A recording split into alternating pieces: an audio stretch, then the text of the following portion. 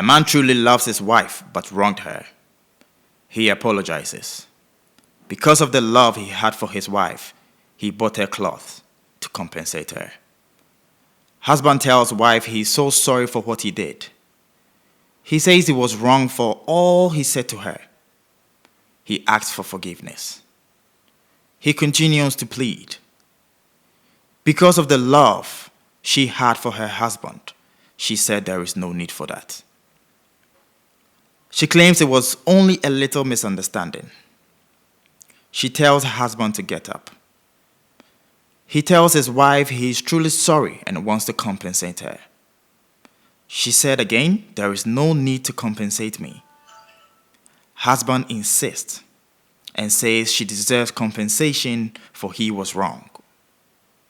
He brought out the cloth. He tells her it's from his heart and she should take it. After seeing the cloth, she accepted and appreciated the gift. She hugs her husband. Her husband tells to put them back in the bag. She happily thanks her husband. This is what every man should do in his marital home. It is never too late to apologize when you have done wrong. The wife goes to show her present from her husband to her friends. The two friends ask if she's bringing them a present. She tells them to have a check on the clothes. She asked what it was. She says she had a little misunderstanding with her husband and he compensated her with these clothes. She says she wants to check on them. The two friends started to laugh at her. She asks if the clothes are good quality.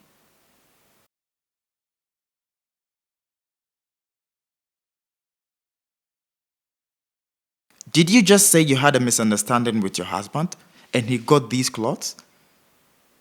She nodded her head. Her friend claims it's very cheap and of low quality. She says she's not impressed at all. The wife asks what to do. She says she is sure her husband is at work now. She tells her to take them back and tell him to buy quality ones.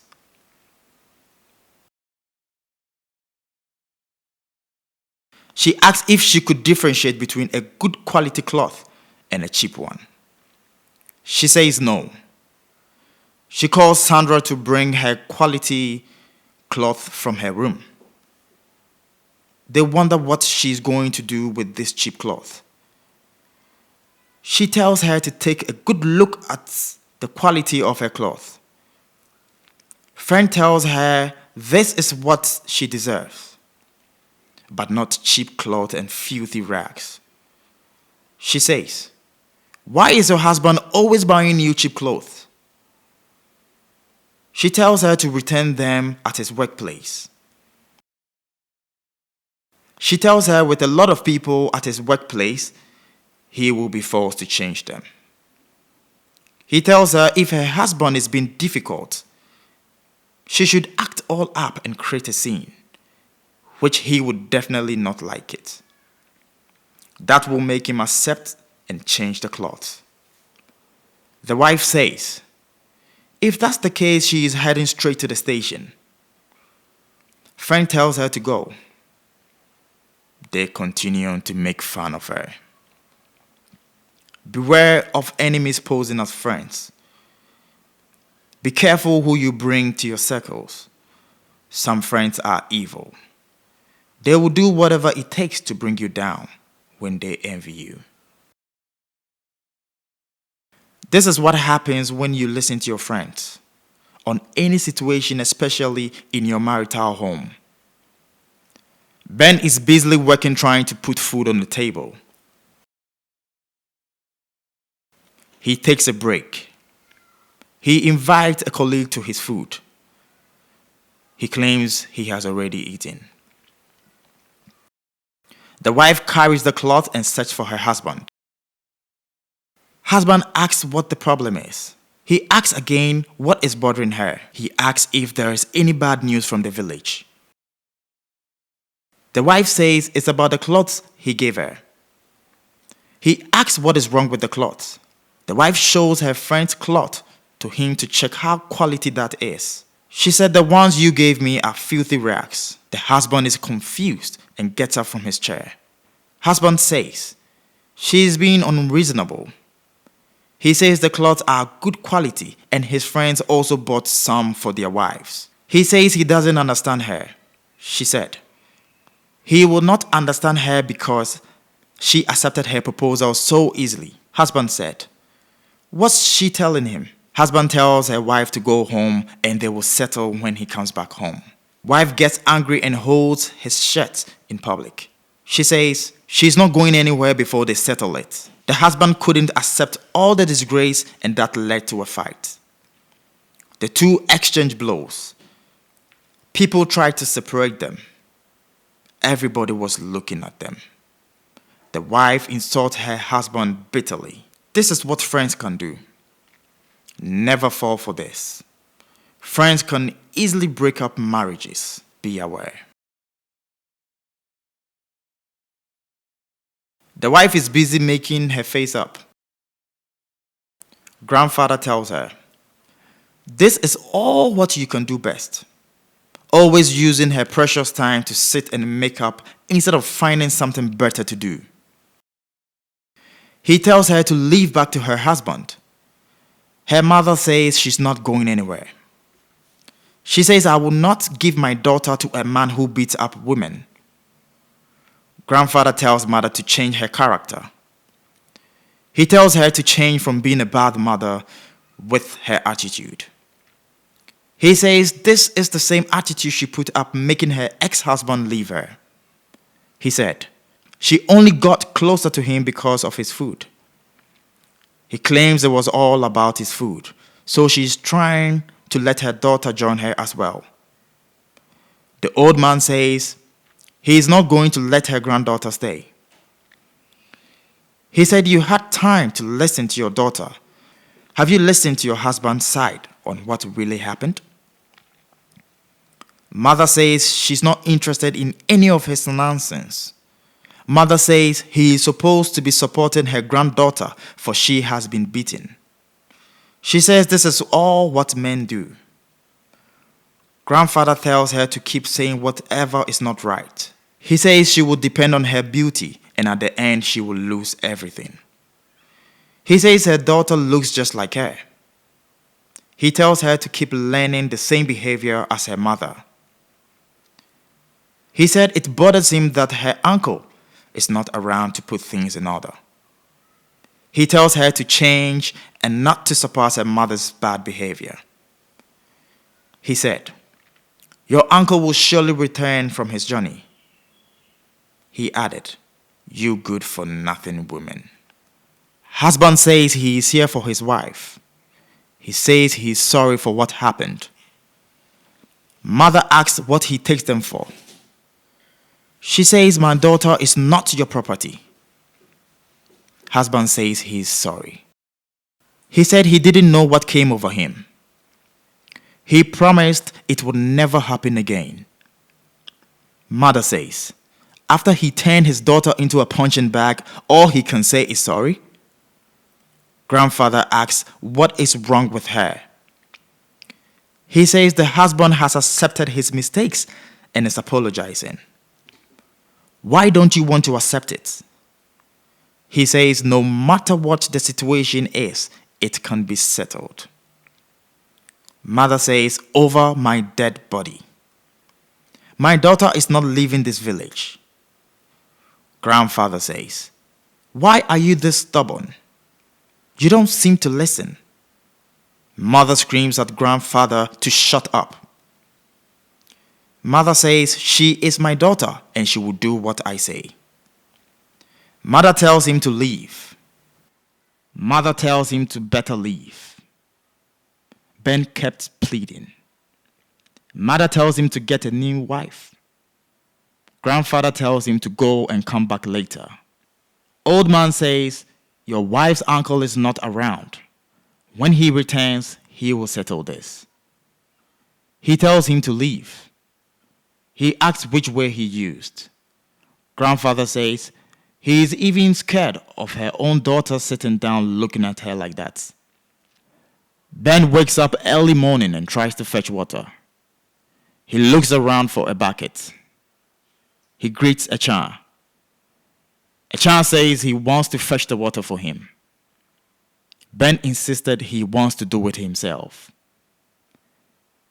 He claims he only needs a bucket full. Achan insisted. No, let me do it for you. She takes the bucket from him. She asks how Ben managed to eat. He says he buys food from the roadside. Achan says, you know what? I will give my friend Nana to you. Ben is shocked. He said Nana is too expensive for him. Achan says she is nobody. She doesn't have anything. She says she's even in need. She doesn't even have a boyfriend. She is always handicapped during cold seasons. Ben asks if she's sure about what she's saying. Achan says there is no reason for her to lie to him. She tells Ben to give her some money and she will let Nana cook for him. He tells her when she comes back from fetching the water. Achan says she will be back in a jiffy. It is said, don't fear the enemy that attacks you, but the fake friend that hugs you. You can clearly tell he's been fooled. Achan pulls Nana to Ben. They knock on Ben's door. Ben tells them to come inside. Ben says he wasn't expecting to see Nana. Achan says, well, then she's here. Ben asks what he can offer them. They said nothing. Ben asks the reason for their visit. Achan says, to cut a long story short, she has brought Nana to him. Ben is surprised. He said, you brought her for me? Achan says, yes. And why? Ben is contemplating. Achan says, I know you can handle her. She says she is excusing them so they can have a chat. Ben shows signs of shyness. Nana was no joke. She had to complete her quest. She started getting closer to Ben, making Ben uncomfortable. She tells Ben there is something in his hair. Nana asks why he didn't go to work. Ben is confused and feeling uncomfortable, telling her his car is faulty and is in the refrigerator. Funny, right? He says it's with the mechanic. Nana says he's got a nice hair. He says thank you to Nana. He said he gets that a lot. Nana says it's been a long time. Ben says he even saw her the last time. Nana kept touching and getting more closer. Ben is confused and shy, but he's being cornered. Nana says you are very handsome. She asks if Ben is okay. Not quite, says Ben. Nana tells him to relax then.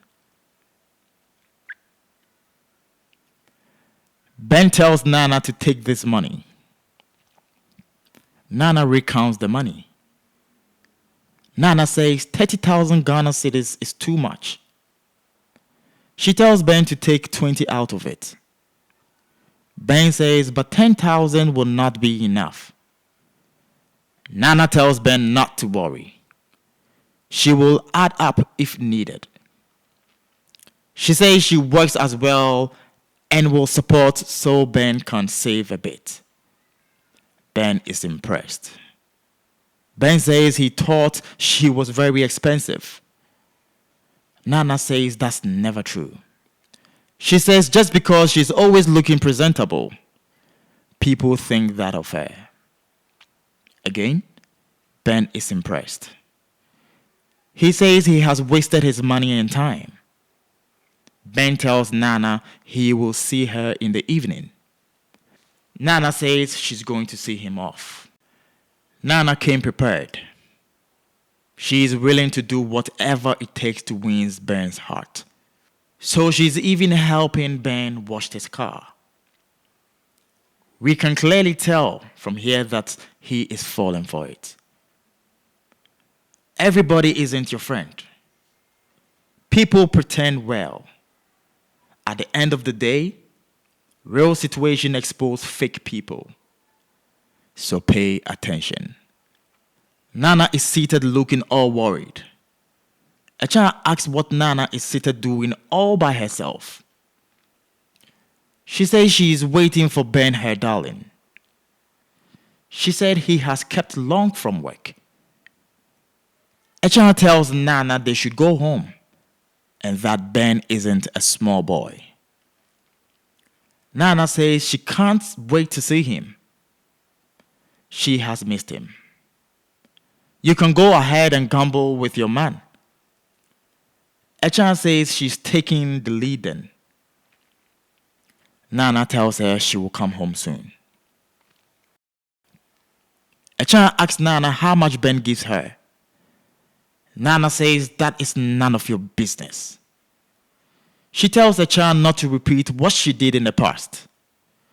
So she should keep within her limits and she will do the same. That's what you did and I lost my ex-boyfriend, Fifi. Achara says then she's taking her leave. Nana was wise. She didn't trust Achara. She said, you want me to tell you my secrets so you can use them against me tomorrow. A Kumasi friend. That's typical of her. She said that's how you made Fifi left. I have wised up. Ben arrives home. Nana happily welcomes him. The two are happy to see each other. Ben gives her a kiss and carries her inside.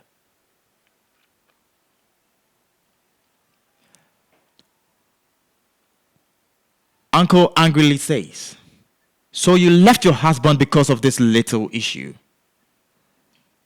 He tells her to be very careful. He says he doesn't blame her much.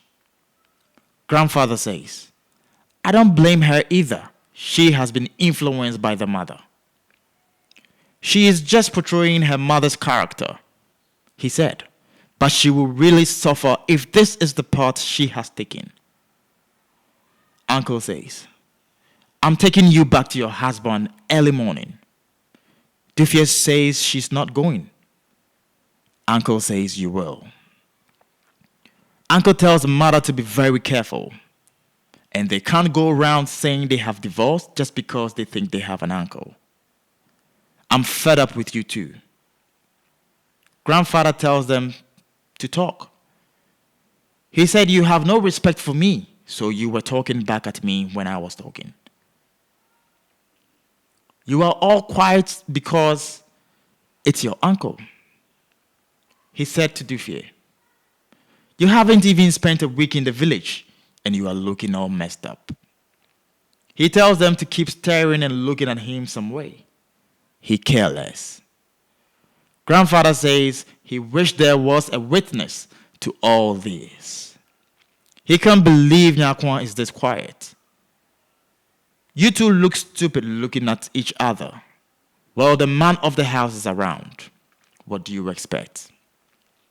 Grandfather says you are just looking at me like a statue. I will follow your uncle wherever he goes, he says. Dufia is apologizing to Ben. She says she's very sorry. She tells Ben to forgive her. She kept crying in pain. Her friend Nana comes to pass. Nana asks Ben, what is the problem, darling? Ben tells her it's nothing. He said he will be in the room with her soon. Dufia is shocked. She calls out to Nana. Nana asked what her problem is. Dufie asked if it was truly her. Nana ignored her and she entered the room. Dufie cries out loud. Uncle asked if Dufie knows her. Dufie tells Uncle she's a friend and she was the one who convinced her to go to the village. Uncle says, I told you so. Let's see.